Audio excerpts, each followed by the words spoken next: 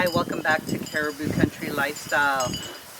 I just got a pretty busy weekend, so I'm out here. It's the morning and I need to water because I have a bunch of errands I need to run and do. I'm picking up a bunch of supplies.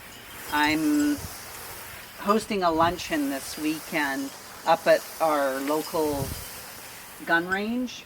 My husband and a group of members are competing in a gun competition, so it's called IPSC. Don't ask me what that stands for, International something or other.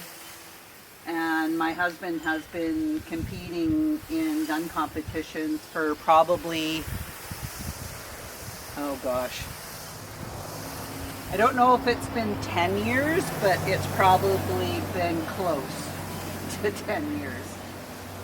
Maybe 6 or 7 years? I can't remember.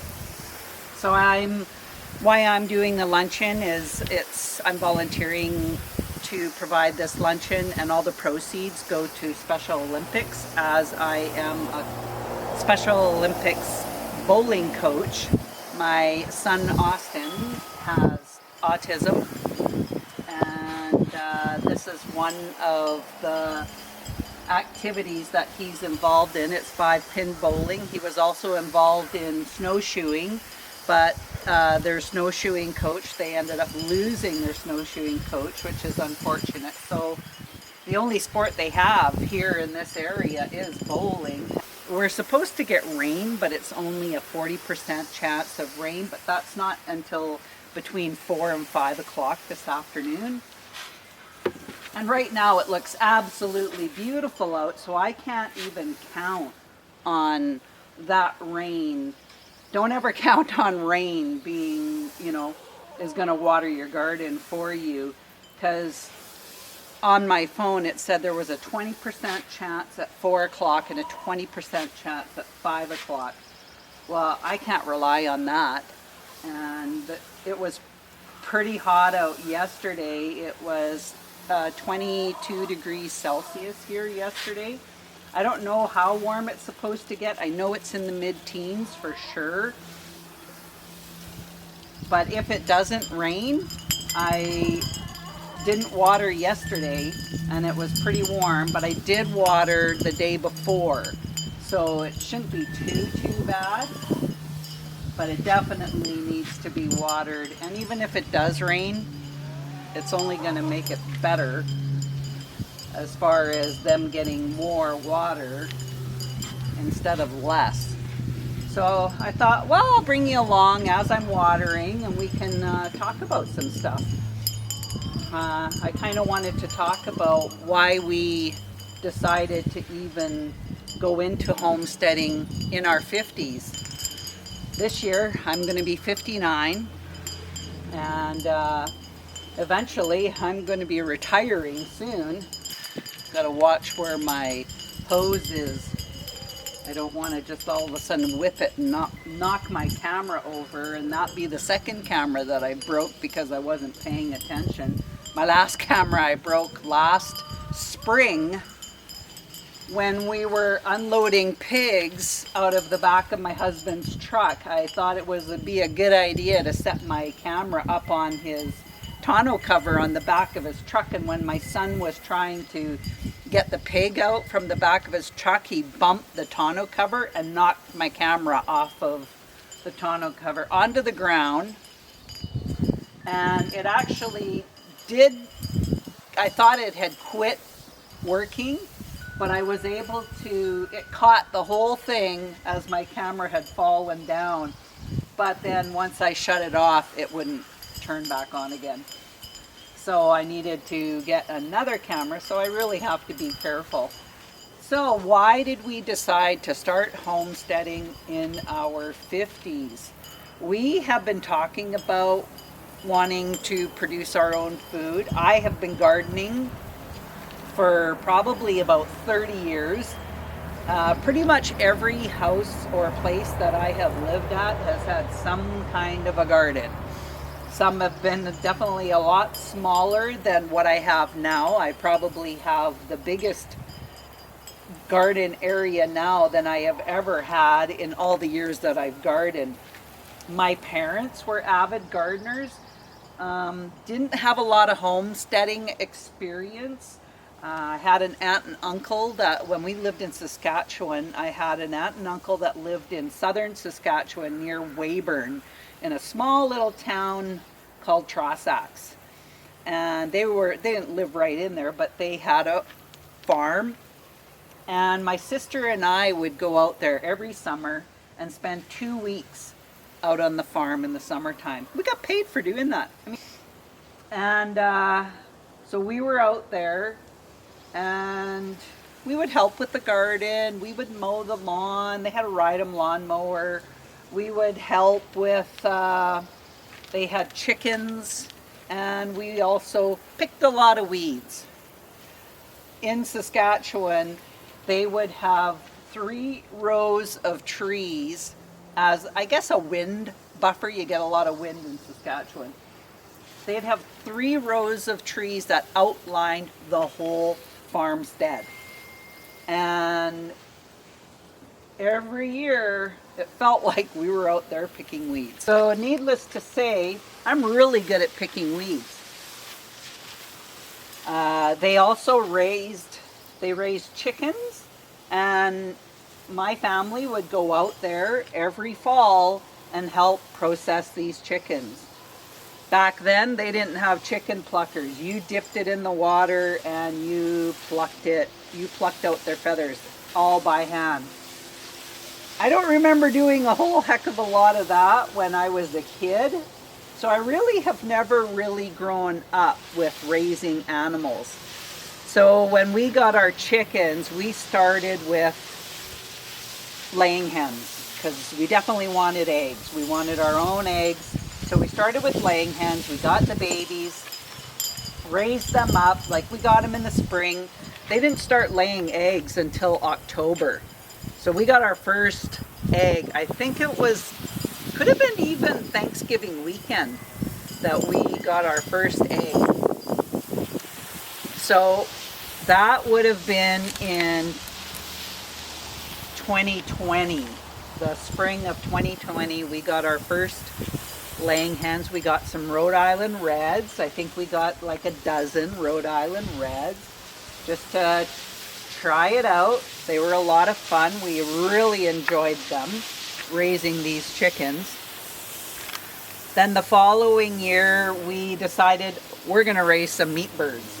So we got some Cornish cross meat birds. And I can't remember if we got Western Rustics our first year. And they're a smaller version of a meat bird. And they were all right. I think they weighed out at probably about 4 or 5 pounds. The Cornish cross, definitely, if you went and let them go right to the end, they were anywhere from 7, 8-ish pounds. But they were so big that we felt so sorry for them. And so we don't let them go to the full 10 weeks. Sometimes it's 8 weeks, sometimes it's 9 weeks. It all depends on our schedule. So we will be processing our meat birds this year, next weekend, and they will be 9 weeks. Because we're so busy this weekend, we can't do it this weekend, or we probably would have did it this weekend. That was our experience. And I mean, I was like 9, 10 years old. So I didn't really absorb, the importance of why they were doing it. They didn't do it for very long. I heard my aunt saying, "Oh, I hated raising chickens. I hated raising the birds. They were so stinky." And I give it that. Yes, there is a smell. Same when we raised pigs. And we were only able to raise pigs for 2 seasons. Our property is 1.25 acres, 1 1/4 acres. And the previous owners, they had raised pigs here. So we were like, great, that's awesome. That's exactly what we're going to do. We're going to start raising pigs. They also raised chickens here. So there was an existing chicken coop that hadn't been used in probably 15 years. So it was more of a storage area for them, but it was a mess. We totally gutted the chicken coop. Cleaned out a lot of rat poop, mouse carcasses in the insulation in the walls. We took out all the insulation, reused whatever insulation was still good, and replaced whatever insulation we had to throw out. Oh, I wore like a mask because it was so bad in there. It was so dusty. It was so gross. And I didn't want to be inhaling any of that we were cleaning out. So I took the extra precautions for doing that. So, like I say, we didn't really have a lot of experience. I read up a lot, watched a lot of YouTube videos on about raising chicks and about raising chickens. And we got our meat birds. We watched a lot on how to process the meat birds. So we do process our own meat birds ourselves. It's usually just Jamie and I. I think the very first year my oldest son helped us, and then we didn't get any help for the next 3 years after that. This year I have a friend that wants to come and help us, so I let her know that we would be doing it next weekend, and she's got it on her calendar. And we do try to manage our time as well as we possibly can. I'm feeling quite overwhelmed this year because of doing this luncheon. Usually it's done in the middle of July, which I'm not working because I work at the school district, and we're having it the middle of June, and I'm just finding that is really a bad time for me to be doing something like this because I am in the thick of planting, and I still haven't planted my flowers. The only flowers that I've planted are the ones around my circular bed.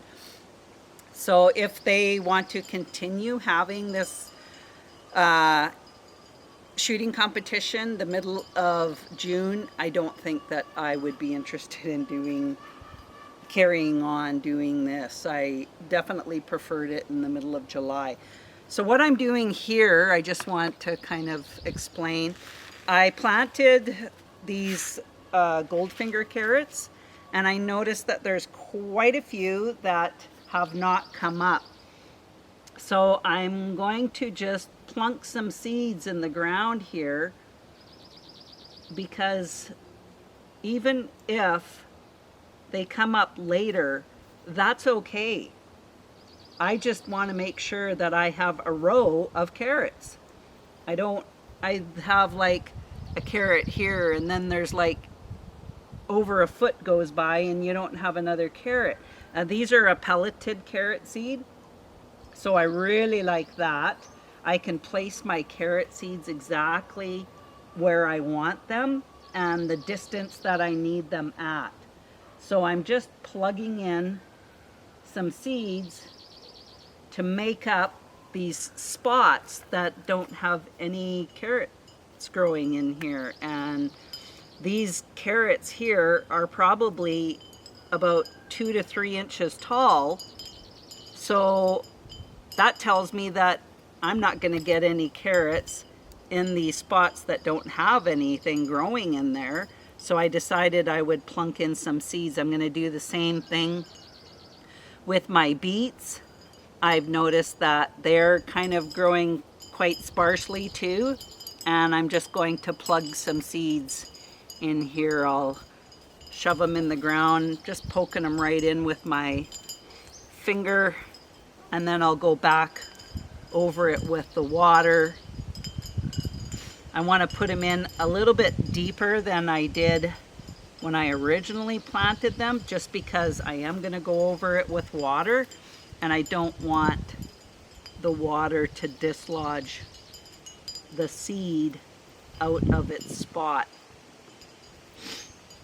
I really like these Goldfinger carrots. They're really nice and sweet. So I want as many as I can get in here. And it won't matter if they're a little bit later than the other ones, because even if I pick the other ones, it's not going to affect the ones that I'm putting in here now. I just need a couple more. The germination rate wasn't quite as good as they were last year. Though these seeds that I did plant here were ones that I got from my sister. So, but I've planted carrot seeds that are 10-ish years old and they've still been viable. So I will water some on my other. These were the Goldfinger carrots, and on the other side I have the Danver half-longs. So I'll just give this side a light water. Maybe I'll water the other side and then I can just plug the seeds right into the ground and it will be watered. And I just have this on a shower, so it's not going to be too much for those carrot seeds that I just planted. It's pretty gentle. When we got our first 2 pigs, we actually got a deal, because when we originally had approached this fellow, he had some baby pigs for us. And when I called him to let him know that we were still going to come and pick them up, he was apologizing because something had happened and the baby pigs didn't make it. So, but he said he had some 4-month-old pigs, and there we go. And he would give us a deal on these 4-month-old pigs. So we were like, okay. So we got these older pigs, and that was our first year having pigs. And a month before we were going to take them to the butcher's, they were sisters, and one of them ended up having babies. We had no idea that she was even pregnant. Never raised pigs before. We didn't know what we were doing. We were so new at this, we had no clue that she was pregnant. Didn't pay attention to nothing. And that's just as much our fault. But then when I actually looked into it, pigs actually, they don't breed until they're at least 6 months old. And it takes a pig 3 months, 3 weeks, 3 days from the time that they get pregnant before they have their babies. If we would have known that she was pregnant, we would have been prepared had an idea of when. So he didn't know that she was pregnant, obviously. But a month before we were going to take them to the butcher's, she has 7 babies. I thought she was sick. The day before she had these babies, she wasn't eating. And I said to Jamie, well, she's not eating. And he goes, well, we'll keep a close eye on her. I said, I think she's sick. The next morning, he went out to go feed the pigs, and he called me from outside on my cell, and he goes, well, I know she's not sick because she just had 4 babies. Then he realized she actually had had 7 babies, but 3 of them didn't make it. And the reason why they didn't make it was because she laid on them and squished them. Now, if we would have known that she was pregnant, we would have been able to help. And so I'm just going to do the same thing here, but these seeds are not pelleted. So I'm going to make a little trench in here. I guess I should have did this when it was dry, but that's okay. I'll just shake them in.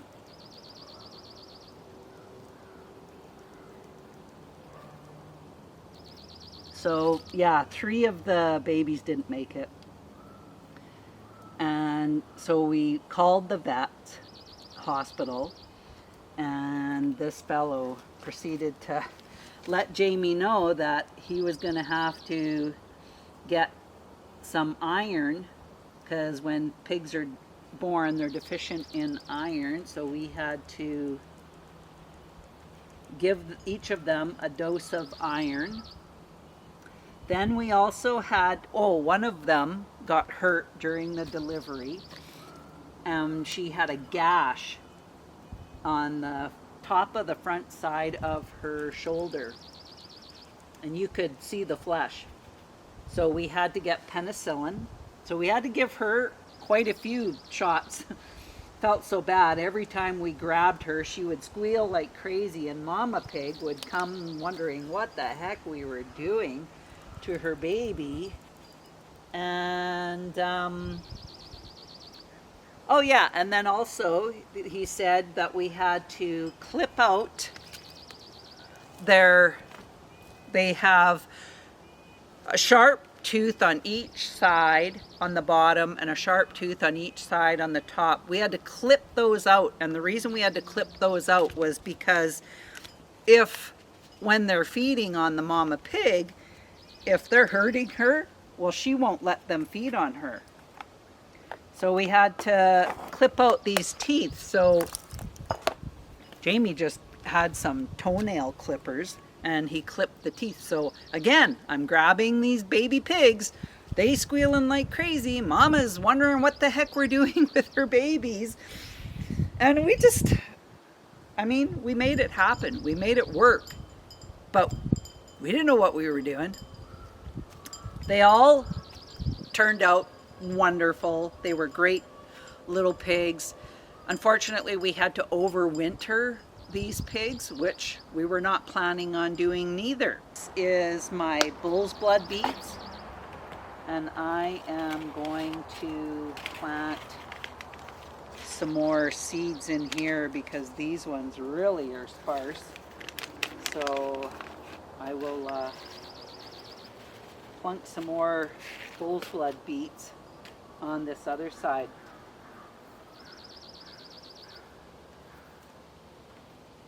So yes, we ended up having to overwinter these pigs, which was no fun at all because we had to bring water out to the pigs. Well, we have very cold winters. A lot of times we can get as low as anywhere from -30 to -35. So we definitely were packing water out to the pigs.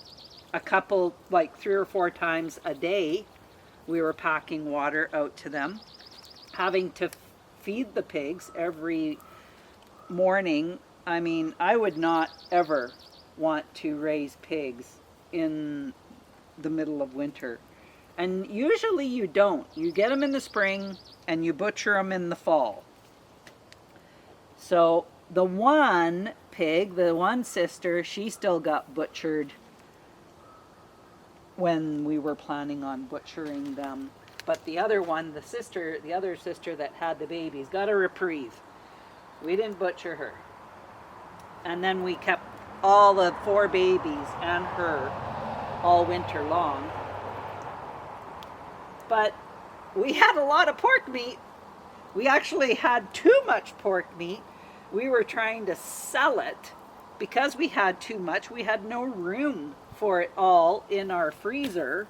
We had purchased the biggest one we could find, upright freezer for the pig meat. We purchased a chest freezer for the chicken meat. And then we purchased, we bought a new fridge. So our old fridge had a freezer in it. We already had an upright freezer when we left our previous property to come to this property.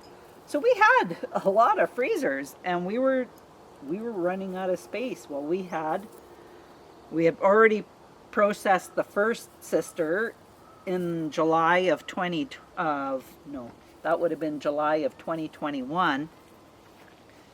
And we didn't process the other ones until the following spring of 2022. So we had a ton of pork meat. Then we got more pigs in the spring of 2023, and then that's when we realized that we weren't allowed to have pigs on this property. Our property was too small. Because we only have 1.25 acres in this area, we're only allowed to raise chickens and bees. So we still have our chickens. We got new meat birds this year. I think we're down to 17 laying hens now. We actually had purchased, after our first year of purchasing the Rhode Island Reds, then we decided to purchase some more chickens, and we decided to do dual purpose chickens. And we got some black Australorps and we got some buff Orpingtons. I had read that they were gentle breeds because they said in the magazine, a book I had read, that Rhode Island Reds can be bullies. So I decided I wanted a gentle breed, and these buff Orpingtons and the black Australorps were supposed to be a gentle breed. So we got dual purpose. The roosters we butchered, and the hens we left to have more eggs. But it said to process the roosters at 16 weeks. That's what it was saying on the guide that we got from the hatchery that we bought these birds from. So again, we don't know what we're doing, so we're just following what is being said. Well, these roosters were so small that they were weighing at 2 pounds, a few ounces. They weren't very big at all. And what are you going to do with a 2-pound chicken other than maybe roast 2 or 3 of them at the same time to be able to get any amount of meat from them? Because when we roast a chicken, I'm grabbing like a 6-pound, anywhere from a 4 to a 6-pound chicken to roast for our family. A 2-pound chicken's not going to do anything for us. So I was using those chickens up in soups. I would grab a couple of them and make them into a soup, and then that would be fine. So that was fine. That's what we did, and we decided, well, we're not going to do that again. That wasn't for us. I think it was the fall of 2022 that we had a bear rip into our chicken coop, tore the doors right off of it, ended up getting 4 of our hens. So then we decided, well, let's get some more hens. Let's try some barred rocks. I hear those are really good egg layers. We'll get some barred rocks. Super cute.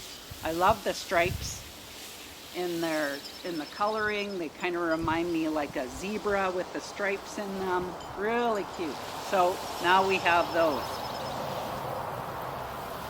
And we had over 30 chickens at one time. I think that's when we had the dual purpose ones. But we got rid of half of them because there was quite a few roosters. They were not sexed. Hence the dual purpose part of it. And so we got rid of quite a few because of the roosters. These are the scarlet nanties, and I've got a couple of places here again where there's nothing growing in the trench, and it's like about a foot of nothing growing. So I'm going to sprinkle some seeds in here, a little bit right there, and quite a bit here. And then I've got another spot right here. Once I get these carrots in here, then I'll give them just a little tiny drink more of water, because I didn't really water this too much. I'll grab my scarlet nanties. And I'll just sprinkle these in because these seeds are not pelleted either. And you can just sprinkle them in this little, it's kind of clouding over now. Now it's going to cloud over. I was wondering why it was so nice when they were calling for rain. Okay.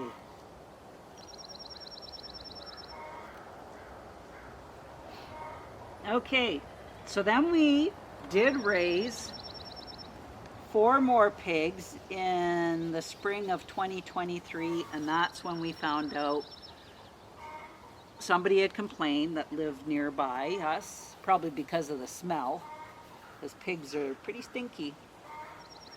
So, can we put them in a different spot too?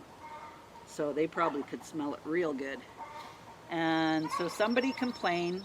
The bylaw officer told us we had to get rid of our pigs. That's when we found out we could only raise chickens and bees on this size of a property. So now we just have chickens. We have, thought I just heard thunder. We have, we picked up 25 meat birds.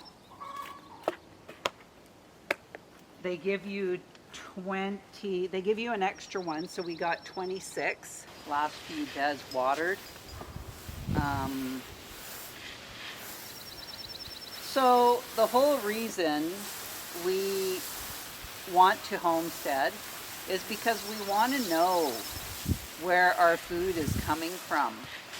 I mean, it's unfortunate that we're not going to be able to raise our own pork meat now, but we can still get it from other people that do have a better setup to be able to raise pigs.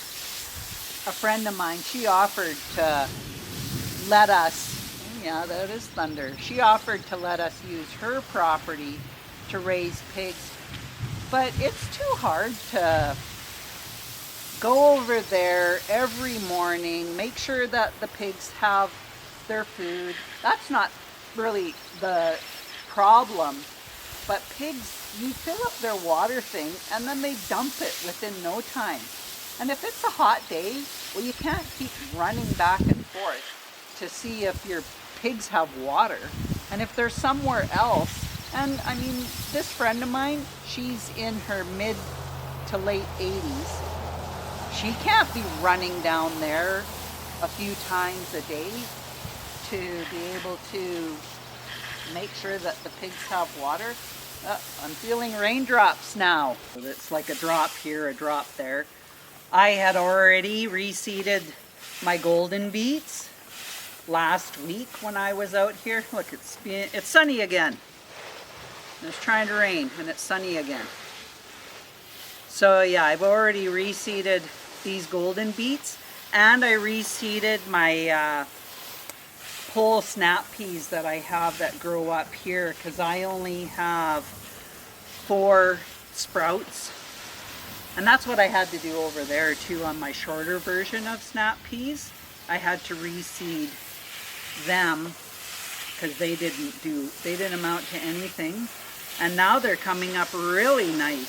So I'm hoping that these seeds here that I plugged in with my beets and my carrots, hopefully they don't take too long to germinate and get started.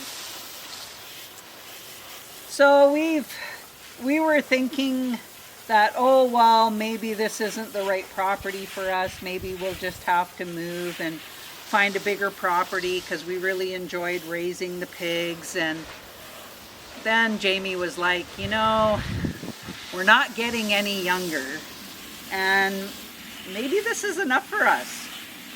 I have all these raised beds. I love gardening. I love producing food. I love canning. I just actually I grabbed some of the smaller chickens that are around 3 pounds. I grabbed a couple of those, roasted them up. I even had some carcasses that I had put into freezer bags from other chickens that I had roasted. Took all the meat off of the chickens and then put the carcasses in a freezer bag and stuck them in back in the freezer. So I had 2 or 3 of those. Roasted up 2 more chickens with the meat. I didn't even take all the meat off of them. Roasted those up, and then once I took the meat off of those 2 carcasses that I had roasted up, the 3-pound ones, then I put them in my electric roaster, and I had those simmering in my electric roaster for 24 hours. And I just processed those using my pressure canner, and I got 7 quarts of chicken broth. Some of that done, making some room in the freezer for more of these meat birds that we're going to be processing next weekend. But with these meat birds, usually we just process them and bag them whole. This year what we want to do is we still have quite a bit of the whole chickens in our freezer. So this year we are talking about cutting the meat up, putting all the breasts into a bag, putting all the thighs into another bag, putting all the drumsticks into another bag, and then we will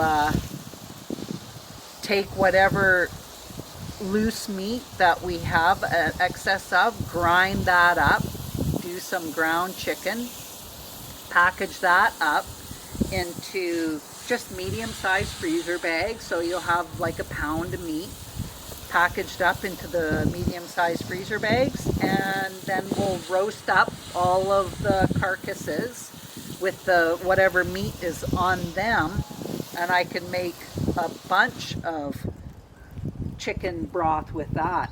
I just wanted to put some water on my peppers.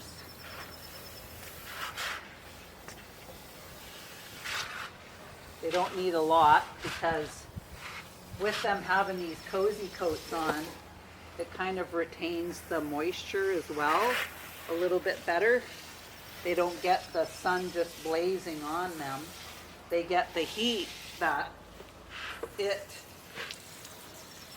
with the water in there, it heats up the water in these tubes, and then that gives the heat that those peppers love to have. Some of my peppers over there, my sweet banana peppers, I have 2 that weren't very big, and it looks like they didn't make it. So I have some extra jalapeno pepper plants, and I think I'm just going to plant the jalapeno pepper plants over there. I can just replace them with 2 jalapenos.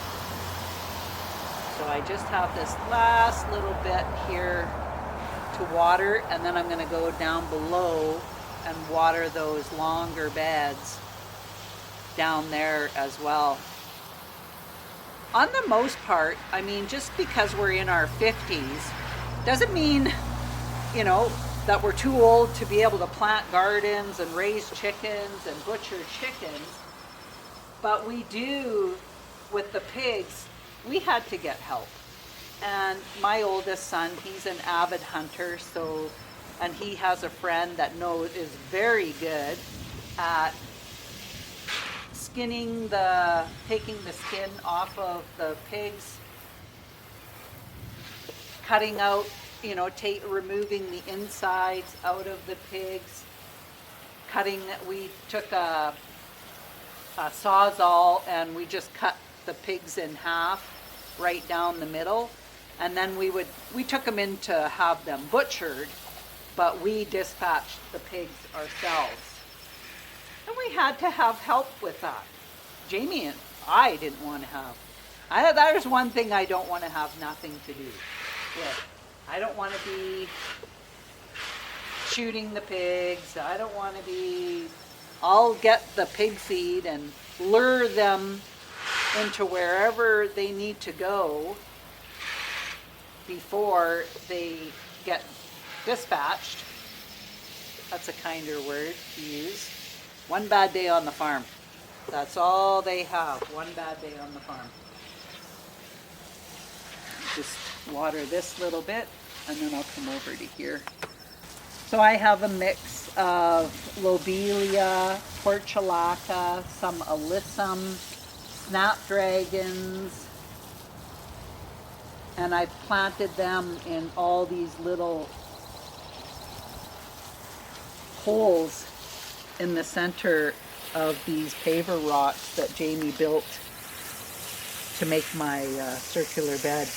I mean, there's a couple that I might have to replace. Oh yeah, I planted some stalks as well in here. And then I've planted some other new plants in here. I put in some basil in here. I have chamomile coming up everywhere.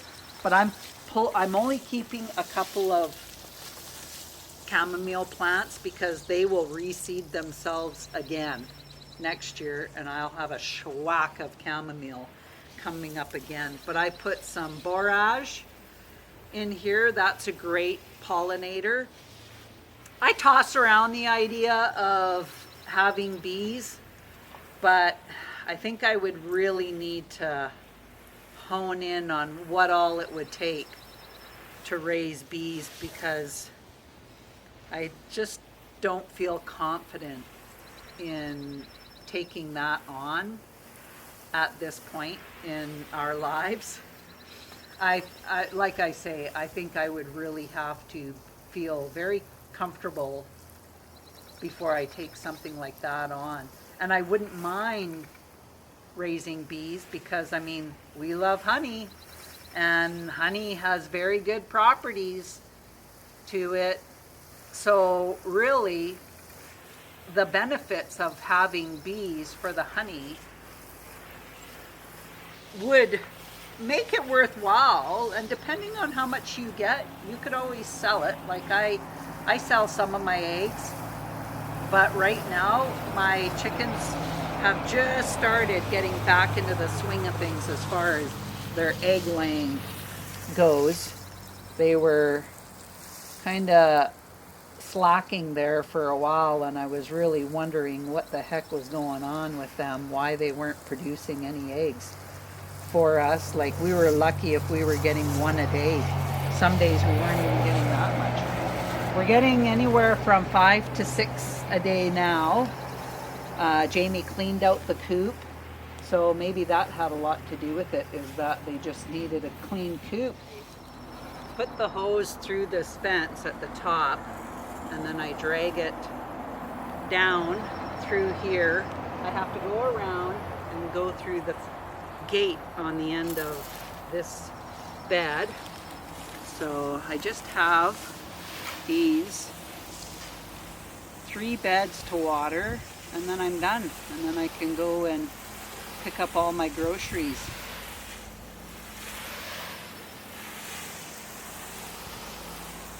So like I say, for us, we thought about leaving this property, but we put a lot of work into what we have here. We just put in a 3rd bed down below.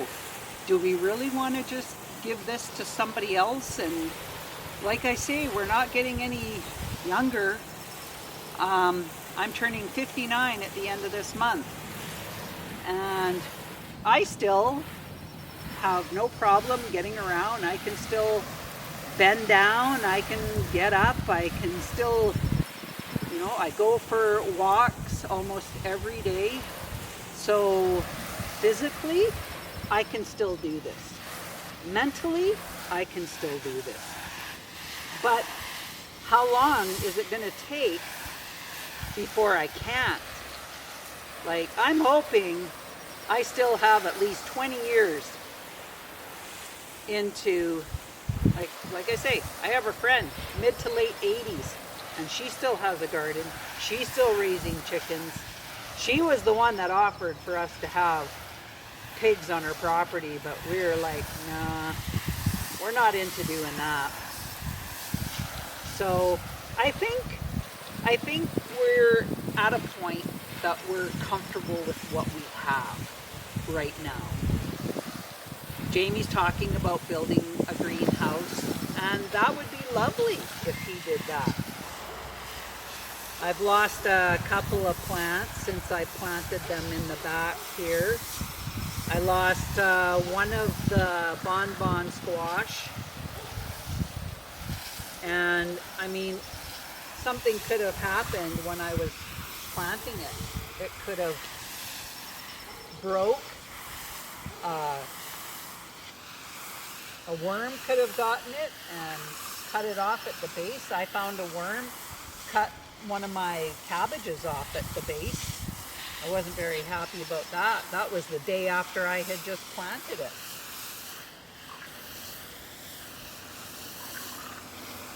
So, what's your reason for homesteading? What do you raise on your homestead? Like, is it just plants? Do you have livestock that you raise? My aunt and uncle, the one that lived in Saskatchewan, they also raised cows. Well, we definitely can't raise cows. I don't know if I'd want to raise cows anyways. They're so big. You know, I found the pigs when we first got the pigs, I found them a little intimidating. But then once we got the babies, oh my gosh. The little babies, they're so cute. They were so much fun, and they had such personality. As soon as they seen you coming, they'd come running. And they wanted scratches. When we got those other 4 pigs that we got in the spring of 2023, they wouldn't come to us. The only way they would come, the only way we were able to scratch and, you know, pet them is when we fed them.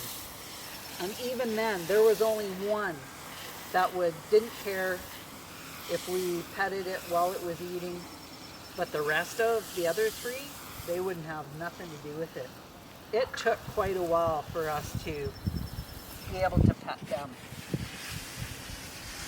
Another thing I want to do is I'm going to get some compost and some garden soil mixed together in a wheelbarrow. Won't be doing that this weekend, but hopefully next week. And once I get this luncheon thing out of the way, then I can start focusing on my flowers. So what I want to do is mix up some compost and garden soil, because I still have a bit up top, and I want to add it around my potatoes. Just instead of killing them, I'm just going to add more soil around the plants, and just more compost, more garden soil. But I really enjoy gardening. That's probably my ultimate favorite part about the season, and it is the gardening. My potatoes already look way better. Like, I was glad I tried growing them in the bags.